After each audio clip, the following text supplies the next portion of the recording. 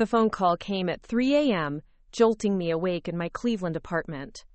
Mom's voice was shaking so badly I could barely understand her through the tears. "Sarah, honey, you need to come home. Something terrible has happened." "Tyler, he took your father's medals. All of them. They're gone." Before we jump back in, tell us where you're tuning in from, and if this story touches you, make sure you're subscribed, because tomorrow I've saved something extra special for you. I sat up in bed, my heart hammering against my ribs. Dad's medals. The Purple Heart he earned when shrapnel tore through his leg in Da Nang. The Bronze Star for valor under enemy fire. The Combat Infantryman Badge he wore with such quiet pride. These weren't just pieces of metal and ribbon. They were the physical embodiment of Robert Mitchell's service, his sacrifice, his honor. They were all we had left of the man who raised us to believe that integrity meant everything. "What do you mean they're gone?" I whispered, already reaching for my clothes. Mike Thompson called from the pawn shop. Said Tyler brought them in yesterday afternoon. Sold them for $800. Her voice broke completely. $800, Sarah. For your father's Purple Heart. The drive back to Riverside took 45 minutes, but it felt like hours. My hands gripped the steering wheel so tightly my knuckles went white as I thought about Tyler, my little brother, who Dad had carried on his shoulders to every 4th of July parade, who used to polish those medals with a soft cloth, while Dad told us stories about the men who didn't make it home. The same Tyler who'd been spiraling deeper into his gambling addiction, who'd been chasing some cryptocurrency scheme that was supposed to make him rich overnight. When I pulled into the driveway of our childhood home on Maple Street, the porch light was still burning. Mom met me at the door, her face puffy from crying, still wearing her nightgown and Dad's old army jacket. She'd aged 10 years overnight. "Where is he?" I asked, stepping into the living room where Dad's memorial corner stood eerily empty. The shadow boxes that once held his medals now displayed nothing but faded felt backing. The American flag that had draped his coffin 2 years ago sat folded nearby, somehow looking smaller and more fragile without the medals to anchor its meaning. He left after Mike called, took off in that beat-up Honda without saying where he was going. Mom collapsed onto the couch, clutching a tissue. "I should have seen this coming. The bills piling up. Those phone calls from collection agencies. But I never thought he'd touch your father's things." Never. I walked over to the empty display cases, my chest tightening with each missing piece. Dad had been so meticulous about arranging them, explaining the significance of each ribbon, each star, each small detail that represented months of training, years of service, and moments of extraordinary courage under fire. He'd survived 2 tours in Vietnam when so many of his friends hadn't, carrying survivor's guilt that he'd only started talking about in his final years with the help of VA counselors. "The VA benefits coordinator called me last week," I told Mom, my voice steady despite the rage building inside me. Dad's PTSD counseling benefits transfer to immediate family members. I was going to start therapy next month to deal with some of the inherited trauma stuff Dr. Rodriguez recommended. But now, I gestured at the empty cases. How am I supposed to heal from Dad's war when Tyler just sold off the proof that it mattered?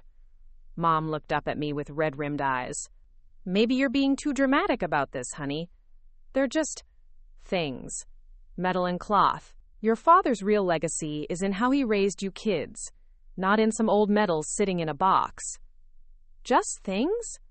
The words came out sharper than I intended. "Mom, those medals represent Dad's service to his country. They're symbols of honor that other men died earning. Tyler didn't just steal metal, he stole Dad's dignity." "Your brother is struggling," she said defensively.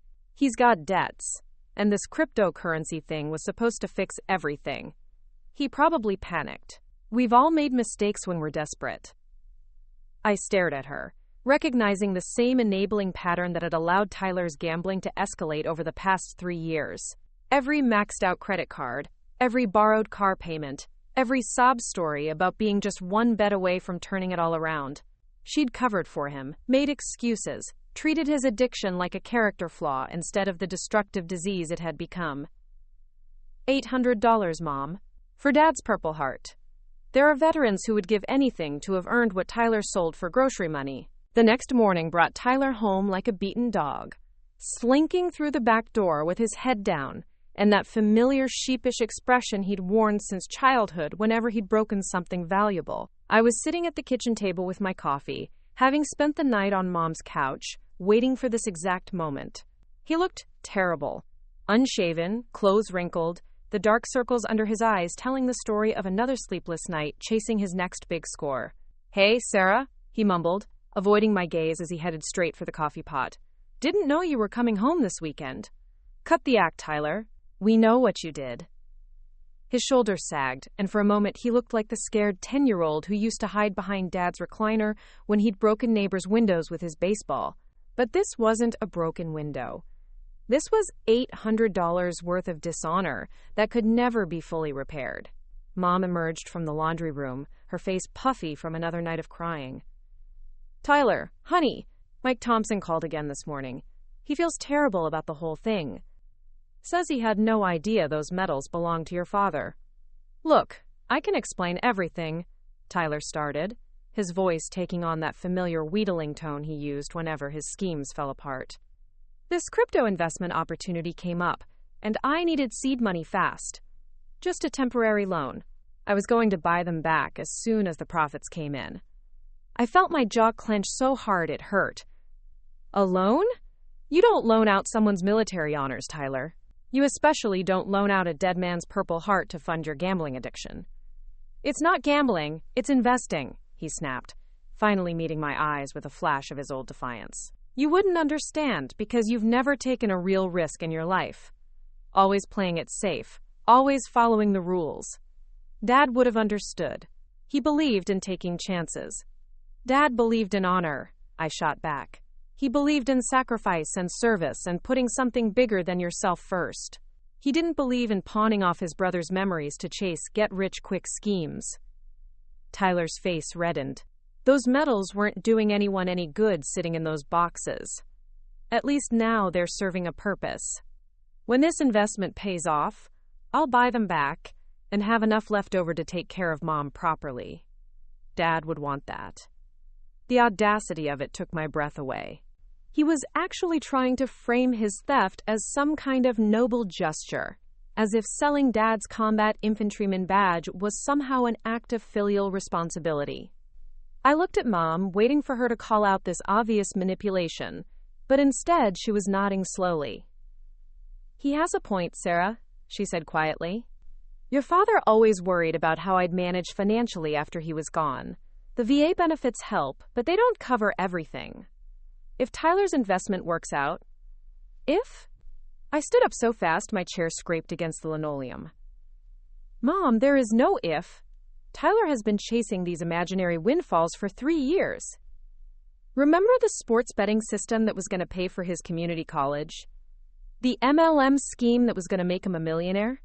The day trading strategy he learned from some YouTube guru?" Tyler's face went defensive. "This is different. I've got insider information on a new altcoin that's about to explode. My buddy Derek made 15 grand last month on a similar play." "Derek?" I couldn't believe what I was hearing. "Derek, who got evicted from his trailer last spring. Derek, who borrowed money from his grandmother's Social Security to buy Bitcoin at $60,000? That Derek." "You don't understand the cryptocurrency market," Tyler said dismissively. "It's volatile, but that's where the real money is. Traditional investments are for people who are afraid to dream big." I turned to Mom, desperate to make her see reason. "He's sick, Mom. This isn't dreaming big. This is addiction. Dad wouldn't want his medals funding Tyler's next fix any more than he'd want them paying for drugs or alcohol." "Don't be so dramatic," Mom said, using that same kindergarten teacher voice she'd perfected over 30 years of managing classroom conflicts. "Your brother is trying to improve his situation. Your father always said that sometimes you have to spend money to make money. Dad said that about his GI Bill education and the house down payment, not about cryptocurrency speculation funded by military honors," I replied, feeling my voice rise despite my efforts to stay calm. "And even if this magical investment somehow paid off, those medals are irreplaceable. Mike Thompson doesn't have a Purple Heart manufacturer in the back room. You can't just buy replacement bronze stars off Amazon. Tyler waved his hand dismissively. They make reproductions all the time. Veterans lose their medals and get new ones issued. It's no big deal. Reproductions? The word came out like a curse. Tyler, those medals witnessed Dad's actual service. They were pinned to his uniform in Da Nang. They sat on his chest during the award ceremonies. They absorbed his sweat and his blood and his tears. You can't reproduce that history. But I could see in his eyes that he genuinely didn't understand the difference. To Tyler, they were just expensive trinkets that could be replaced with identical expensive trinkets, like swapping out a broken iPhone for a newer model. The financial reality hit me like a slap across the face when I drove down to Quick Cash Pawn later that morning. Mike Thompson, a weathered man in his 60s who'd known our family since I was in high school, looked genuinely ashamed as he pulled out the paperwork from Tyler's transaction. I feel sick about this whole thing, Sarah, he said, sliding the pawn slip across his glass counter. If I'd known those were your daddy's medals, I never would have taken them. But your brother, he was so smooth about it, talking about how he was cleaning out storage and these were just duplicates he didn't need. I stared at the itemized list, my stomach churning with each line. Purple Heart with ribbon, $150. Bronze Star Medal, $200. Combat Infantryman Badge, $75. Vietnam Service Medal, $50. The remaining items, Dad's unit patches, his Vietnam campaign ribbons, even his dog tags, had been lumped together as military memorabilia lot for $325. $800 total, Mike continued, his voice heavy with regret. I gave him cash on the spot because he said it was an emergency. Something about medical bills for your mother. Another lie. Mom's health was fine, covered completely by Dad's VA survivor benefits and her teacher's pension insurance. Tyler had played Mike's sympathies like a fiddle, knowing that mention of medical emergencies would bypass the older man's usual caution about accepting military items. Where are they now? I asked, trying to keep my voice steady. Mike's expression grew even more uncomfortable. That's the problem, honey. I put them in the display case that same evening, priced to move because I needed the cash flow. A collector from Columbus came in yesterday morning and bought the whole lot, paid $3,000 cash without blinking. $3,000. Tyler had sold Dad's lifetime of service for $800, and someone else had recognized their true value immediately. The collector probably knew exactly what he was buying. Authentic Vietnam War medals with proper documentation, the kind that serious military memorabilia enthusiasts paid premium prices to acquire. I've got his contact information, Mike offered quickly, seeing the devastation on my face. Marcus Webb. He specializes in Vietnam-era items, has shops in Columbus and Cincinnati. Maybe if you explain the situation.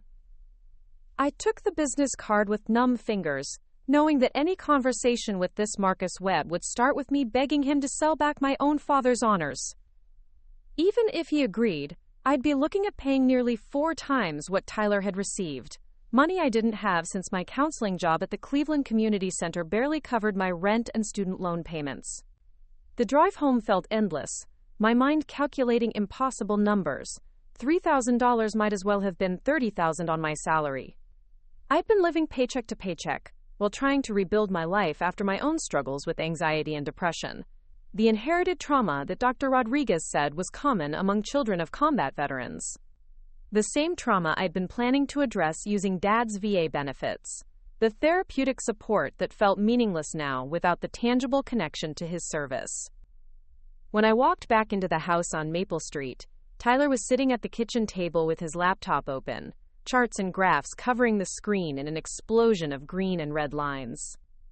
His eyes were bright with the manic energy that always accompanied his latest scheme. Sarah, perfect timing, he said without looking up. You need to see this. The coin I invested in is already up 12% since yesterday.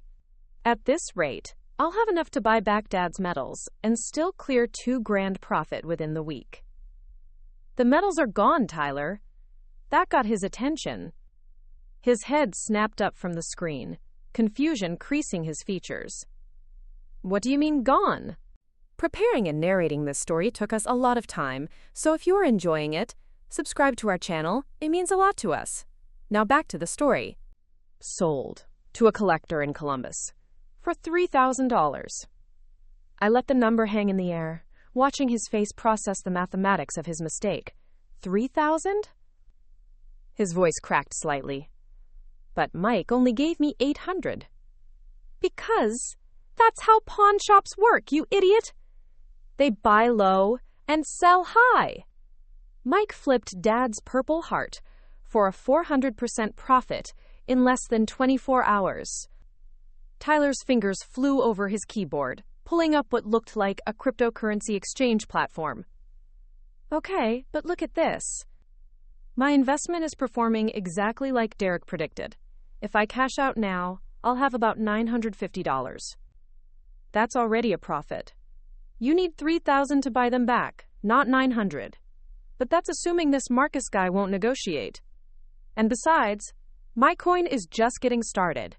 Derek says it could hit 10 times current value by next month. I just need to let it ride a little longer. I felt something cold settle in my chest as I watched him, recognizing the familiar pattern. The goalposts would keep moving, the timeline would keep extending, and the promised windfall would remain perpetually just out of reach, while Dad's medals sat in some collector's display case hundreds of miles away. What if it crashes? I asked. What if your magical altcoin becomes worthless tomorrow? Tyler's jaw set with stubborn determination. It won't. This is different. Derek showed me the technical analysis, the market indicators. This coin has institutional backing. And if you're wrong? I'm not wrong. But I could hear the uncertainty creeping into his voice, the first crack in his facade of confidence. The silence that followed my question stretched uncomfortably long. Tyler's fingers had stopped moving across his keyboard, and for the first time since I'd arrived home, he seemed to really hear what I was saying. His shoulders sagged slightly as he stared at the fluctuating numbers on his screen, the manic confidence draining from his face like air from a punctured balloon. Mom appeared in the doorway, a dish towel in her hands, and worry etched across her features. She'd been listening from the kitchen, probably hoping this conversation would somehow resolve itself, without her having to choose sides between her children. Maybe, she said carefully, settling into the chair across from Tyler, we should consider calling this Marcus Webb person, just to see if he'd be willing to work with us. Tyler looked up from his laptop, and I caught a glimpse of something I hadn't seen in years. Genuine fear. Not the performative anxiety he displayed when his schemes started falling apart, but real terror at the possibility that he'd destroyed something irreplaceable. I could call him, I offered, my voice softer than it had been all morning. Explain the situation. Maybe he'd understand. You'd do that? Tyler asked, his voice small and uncertain. Even after everything I said? They're Dad's medals, Tyler. This isn't about you and me. For a moment, the kitchen felt like it had when we were kids, and Dad would mediate our fights with his calm, measured voice. He'd always insisted that family problems required family solutions, that we could work through anything if we approached it with honesty and good intentions. I pulled out the business card Mike had given me and dialed the number before I could lose my nerve. The phone rang 3 times before a cultured voice answered. Webb, Military Collectibles. Marcus speaking. Hello, Mr. Webb. My name is Sarah Mitchell. I understand you purchased some Vietnam War medals from Quick Cash Pawn in Riverside yesterday. Ah, yes. Excellent condition pieces. The Purple Heart in particular is quite remarkable. Original presentation box, all documentation intact. Are you a collector as well? My throat tightened. Actually, those medals belong to my father.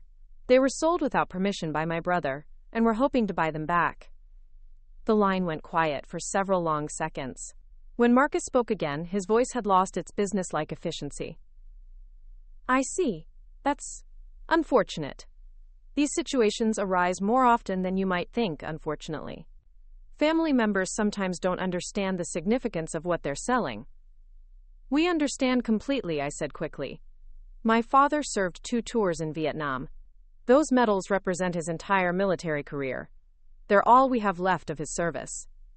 I sympathize with your situation, Miss Mitchell, I truly do. My own father served in Korea, and I know how meaningful these items can be to families.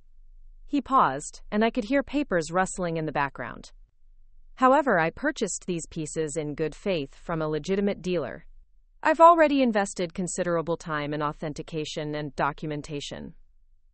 Tyler was watching me intently, his cryptocurrency charts forgotten. Mom had moved closer, trying to hear both sides of the conversation. We're prepared to reimburse you for your full purchase price, I said, even though I had no idea where $3,000 would come from. Plus any additional costs you've incurred. Miss Mitchell, I appreciate that offer, but I'm afraid the situation is more complicated than simple reimbursement.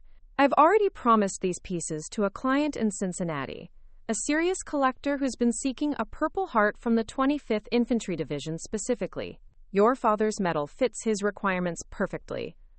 My heart sank. There must be something we can do.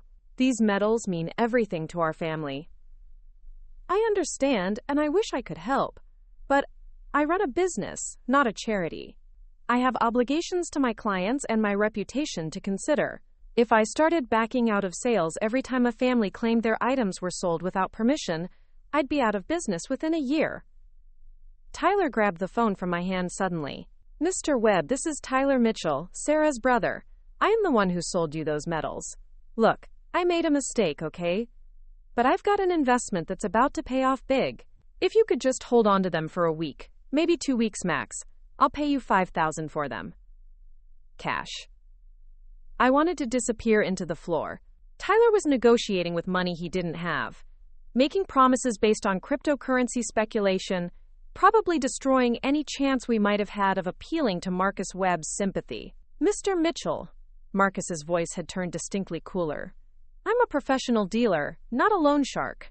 I don't hold merchandise on the promise of future payments, especially when those payments are contingent on speculative investments.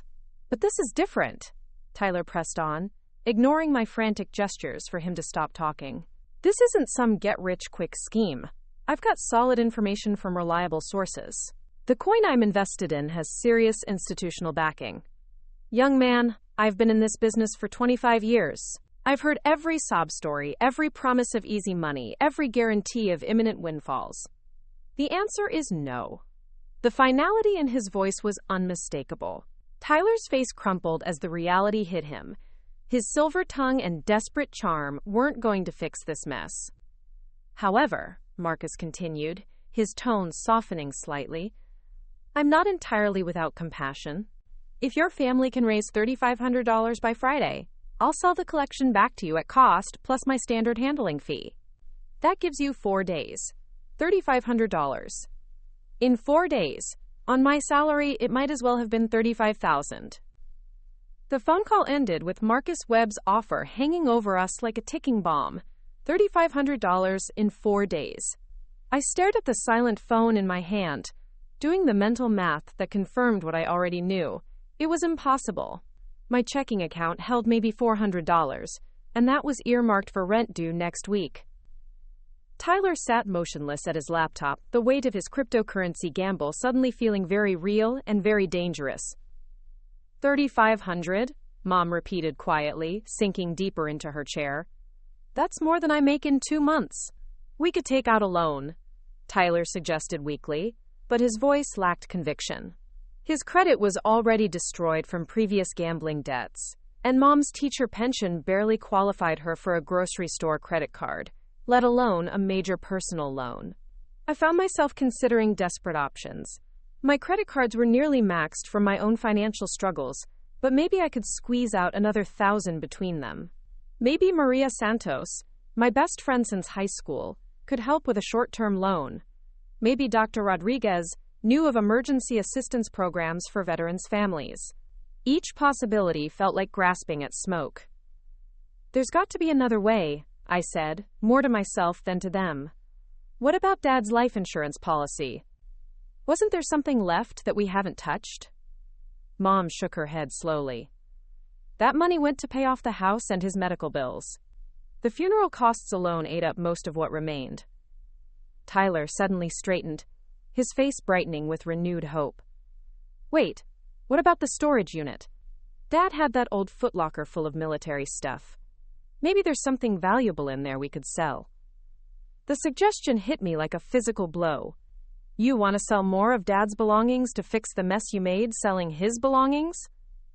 Not sell, Tyler backpedaled quickly. Just see what's there. Maybe something we could use as collateral, or trade to this Marcus guy for the metals. Mom looked between us with growing desperation. Tyler might have a point. Your father kept saying there were things in that storage unit he needed to go through, but he never got around to it before the cancer got bad. I could feel the family dynamic shifting again, the familiar pattern where Tyler's problems somehow became everyone's responsibility to solve. It was the same cycle that had enabled his gambling for years. The emergency meetings, the brainstorming sessions for impossible solutions, the collective scrambling to clean up his latest disaster. Fine, I said finally. We'll check the storage unit. But Tyler, you need to understand something. If we don't find anything valuable, if your cryptocurrency investment doesn't materialize, if Marcus Webb changes his mind about the Friday deadline, Dad's metals are gone forever. This isn't like your other schemes where you can just walk away and try something else next month. Tyler nodded earnestly, but I could see him already calculating, already planning his next move.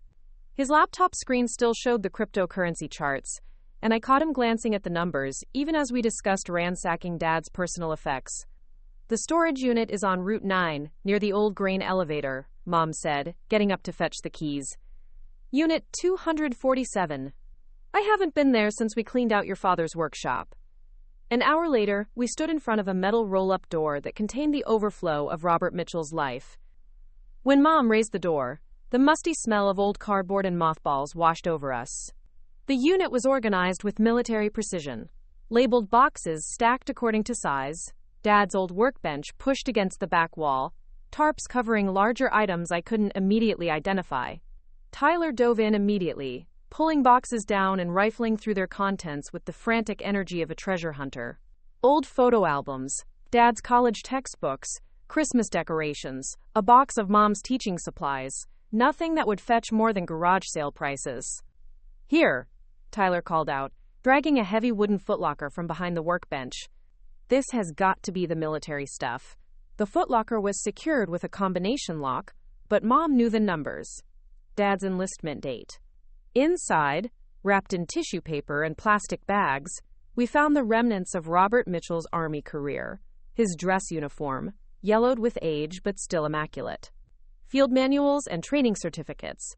Letters he'd written home from Vietnam but never sent. A small wooden box containing battlefield souvenirs. Spent shell casings, foreign coins, a piece of shrapnel that had missed him by inches. Tyler held up the dress uniform hopefully. This has got to be worth something, right? Vintage military clothing is collectible. I wanted to hit him. Tyler, that's Dad's burial uniform. The funeral director said it was too deteriorated to use, but Mom wanted to keep it. But we're not using it for anything, he protested. It's just sitting here collecting dust. Because it's sacred, I snapped. Because some things aren't supposed to be turned into money. Mom was sitting cross-legged on the storage unit floor, holding a bundle of Dad's letters with tears streaming down her face. He wrote to us every week, she whispered. But he never sent most of them. Listen to this. Tell Sarah her old man is proud of how smart she's getting. Tell Tyler to keep practicing his curveball. Tell Linda I dream about her meatloaf every night. The weight of what Tyler had done seemed to settle on all of us at once. These weren't just objects or collectibles or investment opportunities. They were the physical anchors to a man who'd died too young, who'd carried the weight of his war service with dignity and grace, who'd raised his children to understand the difference between right and wrong. Tyler's phone buzzed with a notification from his cryptocurrency app. He glanced at it automatically, and I watched his face go pale. What? I demanded. The coin, he said quietly. It's down 18% from yesterday. The dream was collapsing in real time, and Dad's metals were slipping further away with each passing hour. Up next, you've got 2 more standout stories right on your screen. If this one hit the mark, you won't want to pass these up. Just click and check them out.